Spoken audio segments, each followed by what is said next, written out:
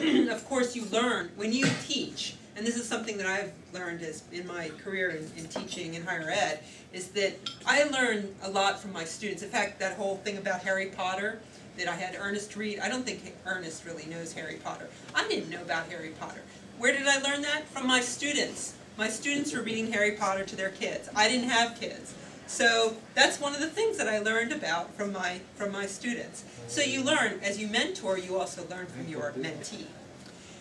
Another thing is to remain productive. Even somebody who's done a lot of different things, maybe you've tried, maybe you're a little burned out on Toastmasters, maybe you've done a variety of speeches, or you're kind of, you know, what is there more for me? It helps you continue to give back to the club and gives you another kind of skill. To be honest, I mean, sort of like one of the surprises for me when I joined Toastmasters was that developing the evaluation skill. I mean, I joined Toastmasters because I wanted to get rid of my ahs and ums, which, as you can probably tell, I still struggle with from time to time. My biggest surprise was the value that I've had from developing evaluation skills in terms of giving people speech evaluations and feedback. That has been enormously important in my life, in my career, in my changing careers. And I think that that's something that is something that, you know, when you think you have worked the program, sometimes there's something still new to learn. So it helps you remain productive, it helps you learn things you might not have expected to learn.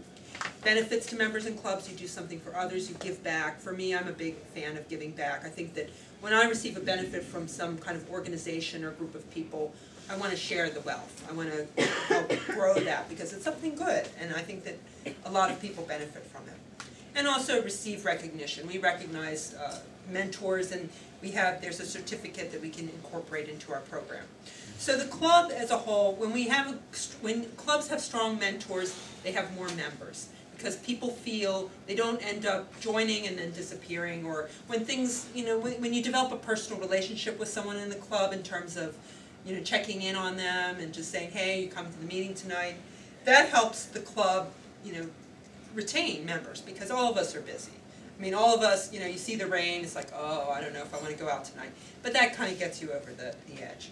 You have more satisfied members, people who enjoy being in Toastmasters, they look forward to it, they don't see it as a chore or, you know, oh my gosh, it's Thursday night again. They look forward to it. I get to see Gerald. Gerald's going to give me a hug. I'm going to have a good time tonight.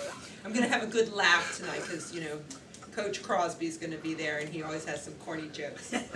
And it also helps us retain members, keep people in for a little bit longer. So, how could you be a mentor? What are the things that you need to be as a mentor? You need to be available. You may not, you know, even if you can't make every single meeting, you should be available to your mentor by email, by phone, whatever works for you.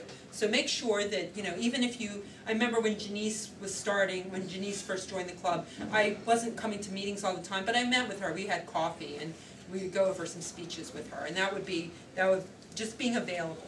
Being patient. People have different learning styles, people have different speeds, and that's where you learn from other people.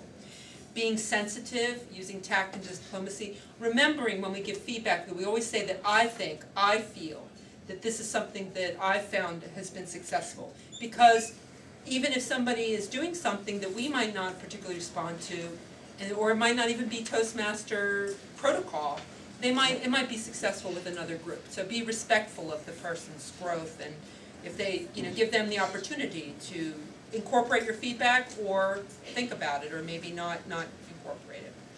Be flexible. Not everything happens on our timetable according to plan. You have to be a little flexible. Be supportive of the club. Make sure that you tell people what the club can do for us, and if there's a problem that you have with the club or that the mentee has with the club, that we address it, that we can, you know, correct it and make it work better for them, and to be somewhat knowledgeable.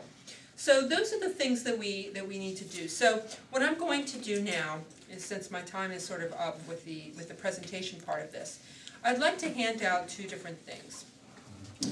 We have an assignment form for when we actually assign people, but I would like for all the members to consider maybe just tear off one of these and pass them around. New members, old members, and consider just whether you'd like to be a mentor or whether you'd like to have a mentor. That would be helpful, and that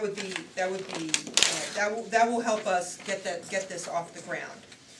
Then we have, then we have some other things. We'll have some other materials that we'll give you when, if you'd like to be a mentor, or if you'd like to be mentored.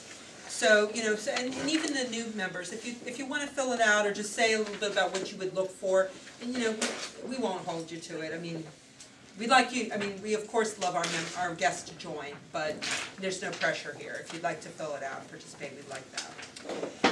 So when you fill it out, when we sign a mentor, we'll have the mentor and the mentee sit down together and go through, what your goals are with the mentorship relationship. We will make sure that people understand how the club runs and answer any questions that you have. We will help, especially with new members, we want to get them speaking as soon as possible, so definitely help them get that first speech, the icebreaker. After you join, you don't even have to wait for your manual, because we have copies of it. We can get you started as soon as possible. The icebreaker is our first speech, and it's basically an introductory speech. And then we will make sure that the mentees become aware of what's available to help them with this. So basically that's what we're going to be following. The person who has authority over this mentor program will be our Vice President of Education. They might delegate it to somebody if someone's particularly interested in participating and helping her run it. But what we'd like to do is match people up and help ease that transition. And then we will assess how we've been doing and how it's been helping the club. So what I will so that's pretty much the overview of it. Mentorship is not just for new members, it can also be for experienced members. Anybody can mentor anybody else on specific skills or things that you have to offer. And keep in mind that this is sort of the social glue that kind of helps us work together. This is not a class, this is not a it's not a motivational speaking organization where we have experts come in and tell you what to do. We help each other. And one of the keys to doing that is participating in a program such as this mentor program. Madam, Mr. Toastmaster.